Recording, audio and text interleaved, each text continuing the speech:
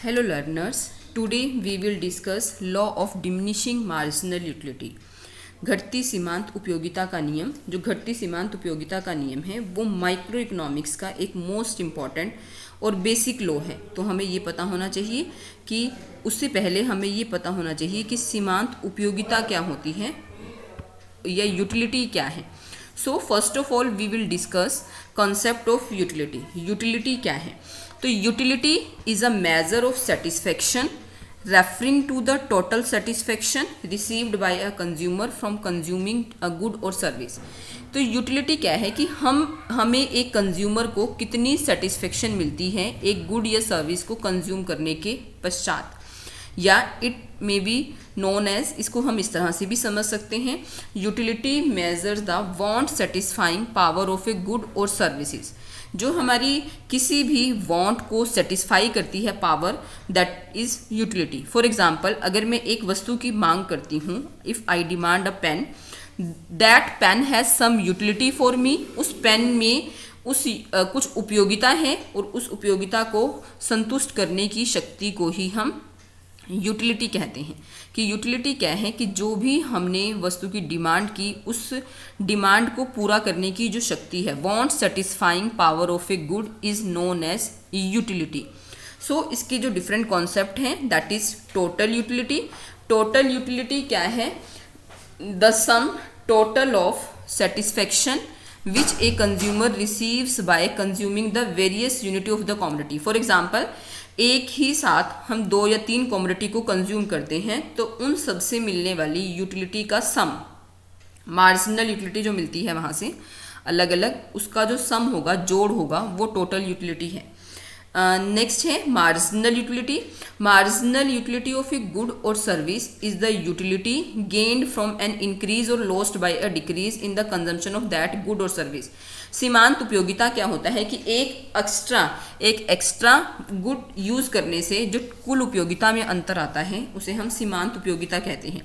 It is the additional और incremental satisfaction या utility a consumer receives from acquiring one additional unit of product. Marginal का मतलब, सीमांत का मतलब क्या होता है कि वन एक्स्ट्रा यूनिट, चाहे वो कम हो चाहे वो बढ़ जाए, तो एक एक्स्ट्रा यूनिट के ज़्यादा होने से या एक एक्स्ट्रा यूनिट और कंज्यूम करने से हमारी टोटल यूटिलिटी में जो डिफरेंस आता है, इट इज़ द एडिशनल और इंक्रीमेंटल सेटिस्फेक्शन। जो टोटल सेटिस्फेक्शन में डिफरेंस आता है दैट इज मार्जिनल यूटिलिटी। तो ये इसके कॉन्सेप्ट हैं कि यूटिलिटी क्या है। Utility is want satisfying power of a good और सर्विस, और टोटल यूटिलिटी और मार्जिनल यूटिलिटी इसके 2 इंपॉर्टेंट कॉन्सेप्ट हैं कि आपको वो पता होना चाहिए। नेक्स्ट अगर हम करते हैं utility theory, 2 types of utility theory we have. Law of diminishing marginal utility, घटती सीमांत उपयोगिता का नियम, जिसे हम आज इस पीपीटी में करेंगे या इस वीडियो में हम करेंगे। नेक्स्ट है law of equi marginal utility, सम सीमांत उपयोगिता का नियम, जो कि हमारी नेक्स्ट वीडियो रहेगी। तो आज इस वीडियो में हम करते हैं law of diminishing marginal utility, घटती सीमांत उपयोगिता का नियम। अब नेक्स्ट हमारे पास है कि घटती सीमांत उपयोगिता का नियम होता क्या है। The law of diminishing marginal utility states that as a consumer consumes more and more units of a specific commodity, marginal utility from the successive units goes on diminishing. जैसे जैसे एक व्यक्ति एक वस्तु की अधिक मात्रा को कंज्यूम करता है तो उससे मिलने वाली सीमांत उपयोगिता घटती जाती है। एक वस्तु की अगर जैसे जैसे अधिक मात्रा का उपभोग किया जाता है तो उस वस्तु से मिलने वाली, अतिरिक्त इकाई से मिलने वाली उपयोगिता घटती हुई होती है। और ये जो नियम है ये मिस्टर एच गोसन, जर्मन इकोनॉमिस्ट थे, सबसे पहले उन्होंने इसे दिया था, तो इसे हम गोसन का प्रथम नियम भी कहते हैं। वैसे इस नियम को गोसन, जीवंस, मैंजर, वॉलरस, मार्शल के नाम से जाना जाता है जो ये नियम है, लेकिन इसे हम गोसन का प्रथम नियम कहते हैं क्योंकि सबसे पहले इस नियम की व्याख्या जर्मन इकोनॉमिस्ट एच गोसन ने 1854 में की थी, इसलिए हम इसे गोसन का प्रथम नियम भी कहते हैं। मार्शल ने भी इसको अच्छे से डिफाइन किया है इस नियम को। तो मार्शल की डेफिनेशन के अकॉर्डिंग क्या है, the additional benefit which a person derives from an increase of his stock of a thing diminishes with every increase in the stock that he already has. जैसे जैसे एक वस्तु को हम अधिक मात्रा में लेते हैं तो उससे मिलने वाली जो सीमांत उपयोगिता है, जो भी हमारा टोटल यूटिलिटी में स्टॉक बढ़ने वाला है, वो कम होता जाता है according to Marshall. I repeat again, I am repeating, what is law of diminishing marginal utility. घटती सीमांत उपयोगिता का नियम क्या है कि जैसे जैसे एक वस्तु की अधिक मात्रा का उपभोग किया जाता है या अधिक इकाइयों का प्रयोग किया जाता है, प्रत्येक अतिरिक्त इकाई से मिलने वाली सीमांत उपयोगिता घटती जाती है। जो सीमांत उपयोगिता है वो हमारी घटती जाती है। इसे हम इसके लिए कुछ एजम्पशंस हैं। वो एजम्पशंस क्या हैं हमारे पास? तो जो पहली एजम्पशन है वो क्या है? Various units of goods are homogeneous. जो भी हम गुड कंज्यूम कर रहे हैं वो एक जैसी हैं, समरूप हैं, होमोजीनियस है। There is no time gap between consumption of the different units.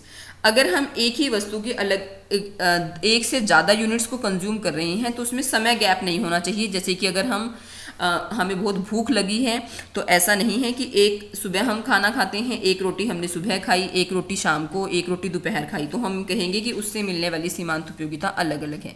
तो जब भी हम किसी वस्तु का कंजम्पशन कर रहे हैं तो उसमें कोई भी समय का गैप नहीं होना चाहिए। Next, consumer is rational. The most important, उपभोक्ता विवेकशील है, अर्थात जितने भी उसके पास साधन हैं उनसे वो मैक्सिमम सेटिस्फेक्शन प्राप्त करना चाहता है। Taste, preferences and fashion remain unchanged. Taste, preferences और फैशन में कोई परिवर्तन नहीं आता। Consumer possesses perfect knowledge of the price in the market. कंज्यूमर को मार्केट में पूरी नॉलेज है, परफेक्ट नॉलेज है। It assumes law of marginal diminishing utility and utility of different commodities are independent of each other. प्रत्येक वस्तु से मिलने वाली उपयोगिता दूसरी वस्तु से मिलने वाली उपयोगिता से स्वतंत्र है।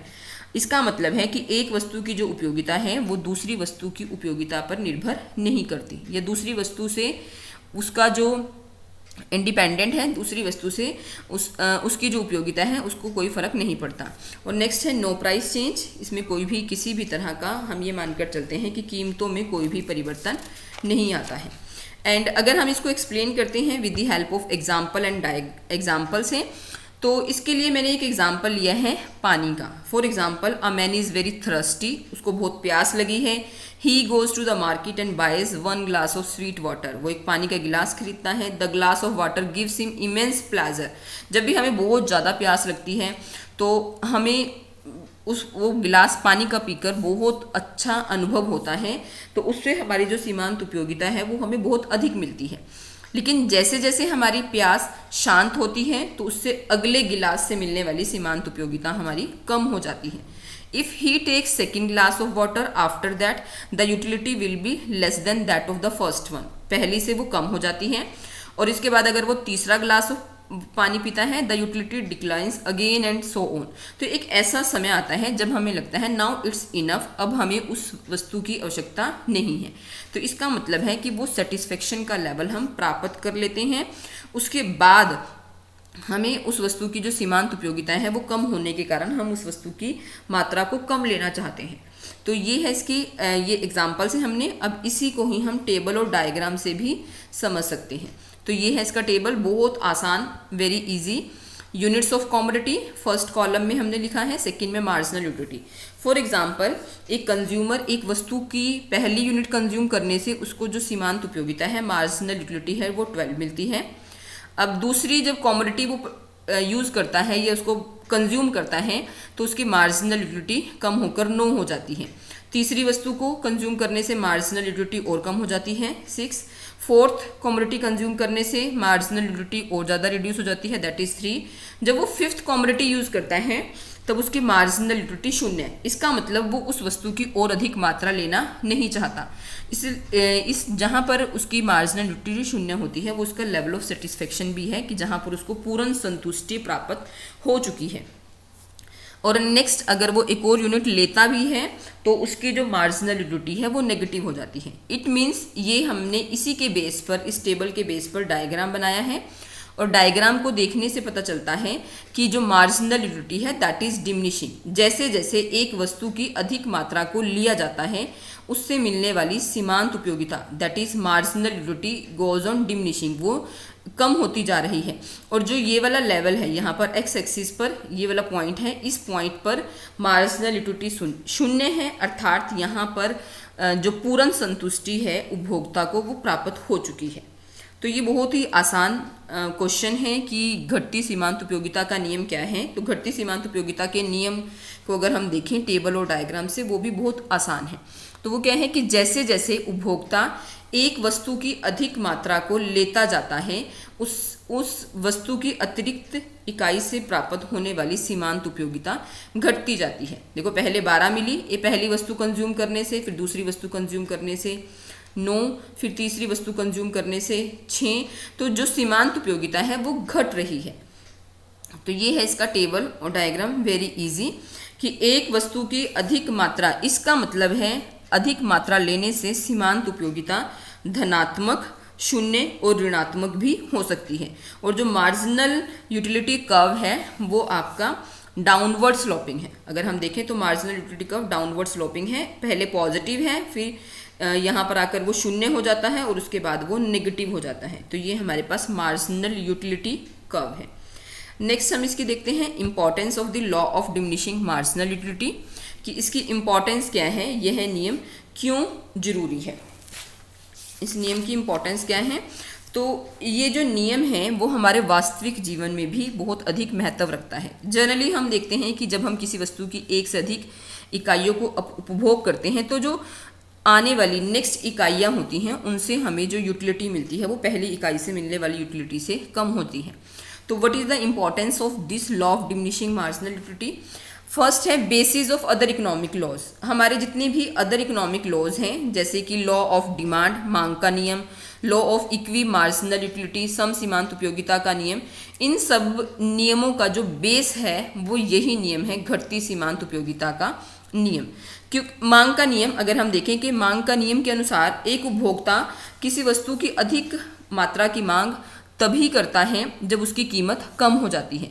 तो वो कीमत कम होने पर अधिक मांग इसलिए करता है क्योंकि एक वस्तु से मिलने वाली उसकी सीमांत उपयोगिता कम होती है और सीमांत उपयोगिता कम होने के कारण वो उस वस्तु की अधिक मात्रा केवल तभी लेगा जब उस वस्तु की कीमत कम होगी। इसी तरह से सम सीमांत उपयोगिता का नियम भी इसी नियम पर ही बेस्ड है। नेक्स्ट सेकंड पॉइंट है डाइवर्सिफिकेशन इन प्रोडक्शन। इसका मतलब है कि उत्पादन में हमें नई नई वस्तुएं मिलती हैं, नई नई गुड्स एंड सर्विसेज मिलती हैं और इसका जो रीज़न है वो भी घटती सीमांत उपयोगिता का नियम है। क्योंकि हम एक ही वस्तु को बार बार यूज़ करके हमें उस वस्तु से मिलने वाली सीमांत उपयोगिता कम होती है, तो हम क्या करते हैं, हमें हर बार कुछ नई वैरायटी चाहिए, नया प्रोडक्ट चाहिए, न्यू डिज़ाइन में, नए शेप में, नए कलर में, नए टेक्निक में, जिसके कारण जो प्रोडक्शन है, उत्पादन है, वो उसमें नई नई रिच वैरायटी हमें मिलती है, नई वस्तु हमें बाजार में आती है। और क्योंकि एक ही प्रकार की वस्तु के लिए जो सीमांत उपयोगिता हमारी कम होती है और उसको बहुत अधिक समय तक नहीं बेचा जा सकता, तो जो उत्पादक है उसके लिए ये ज़रूरी हो जाता है कि वो अपने प्रॉफिट्स को सिक्योर करने के लिए, हाई प्रॉफिट्स के लिए कुछ बाजार में कुछ नई वस्तुएं लेकर आए, नए डिज़ाइन के साथ, नई शेप, कलर, टेक्निक। तो हमें इस नियम के कारण ही नई नई वस्तुएं मार्केट में मिलती हैं। इसी तरह से हाउस होल्ड एक्सपेंडिचर, जो एक्सपेंडिचर है, व्यय है जो कंज्यूमर करता है, वो भी एक ही वस्तु पर अपनी सारा एक्सपेंडिचर ना करके अलग अलग वस्तुओं पर उसको एक्सपेंडिचर करता है। क्योंकि एक ही तरह की अगर वस्तु लेगा तो उससे मिलने वाली सीमांत उपयोगिता कम हो जाती है, तो उसको हर बार नई वस्तु चाहिए, नई वस्तु पर वो एक्सपेंडिचर करता है।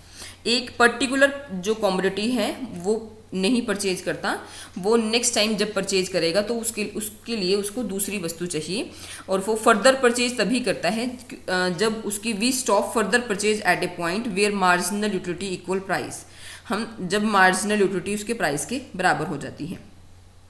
नेक्स्ट हमारे पास है पैटर्न ऑफ पब्लिक एक्सपेंडिचर। जो पब्लिक एक्सपेंडिचर है जो भी सरकार खर्चा करती है उसका भी पैटर्न यही है। The public expenditure should be planned in such a manner, जो सरकार जो भी खर्चा करती है वो इस मैनर में खर्च किया जाना चाहिए, that more is spent for the benefit of the poor, ताकि वो गरीबों के लिए ज़्यादा यूज़ किया जाए। The law of diminishing marginal utility provides justification of the socialist plea for an equitable distribution of wealth, ताकि धन और आय का समान बंटवारा किया जा सके अर्थव्यवस्था में। नेक्स्ट है बेसिस फॉर प्रोग्रेसिव टैक्सेशन, जो हमारा प्रोग्रेसिव टैक्सेशन होता है कर के नियमों का आधार होता है, और वो भी यही है, प्रोग्रेसिव टैक्सेशन का जो बेस है वो भी घटती सीमांत उपयोगिता का नियम है। प्रोग्रेसिव टैक्सेशन क्या होता है?